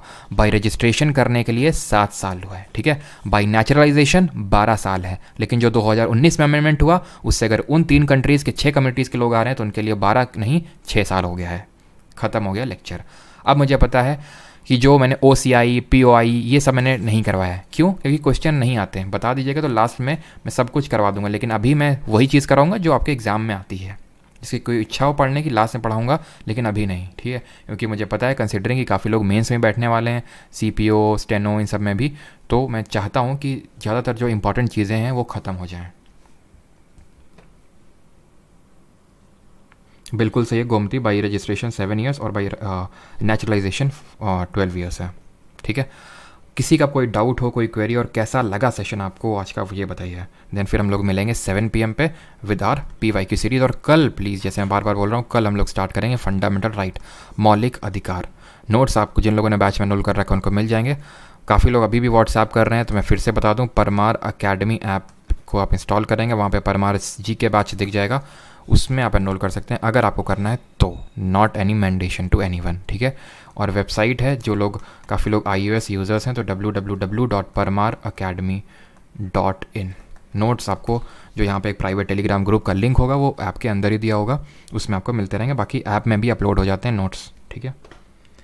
मिलते हैं 7 PM में। बिल्कुल बिल्कुल हर्षित। दिल्ली पुलिस में आप दो तो यार, अब कौन सा एग्ज़ाम है जो SSC में, चाहे MTS हुआ हो, चाहे CGL हुआ हो अभी, या फिर जो अभी CHSL कल से चालू हुआ है, भाई किस में क्वेश्चन नहीं आ रहे हैं आप ये बताओ? सब में जो हम लोगों ने किया उससे आ रहे हैं, और एवरेज से आप ऊपर ही स्कोर करके आने वाले हैं, फिर चिंता किस बात की है, ठीक है। SSC कोई भी एग्ज़ाम ले, सब में क्वेश्चन आएंगे।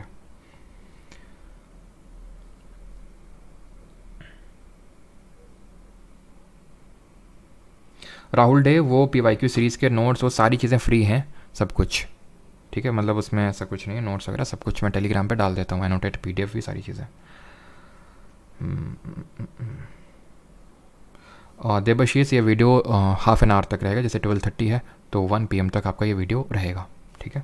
ताकि अगर किसी कोई चीज़ छूट गया है तो वो कर ले, ठीक है। बाकी मैं इसी वजह से लाइव स्ट्रीम कर देता हूँ, नहीं तो ये बैच की वीडियोज़ हैं, कायदे से बैच में ही वो होनी चाहिए, लेकिन यहाँ पे मैं कर देता हूँ, अगर किसी को देखना है तो वो देख सकता है। हाँ, नेम जो है, ये जो चीज़ें हैं ये डाउट्स नहीं बताए जाते हैं यहाँ पे।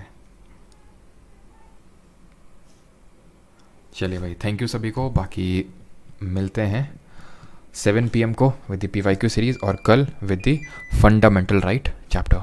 Thank you.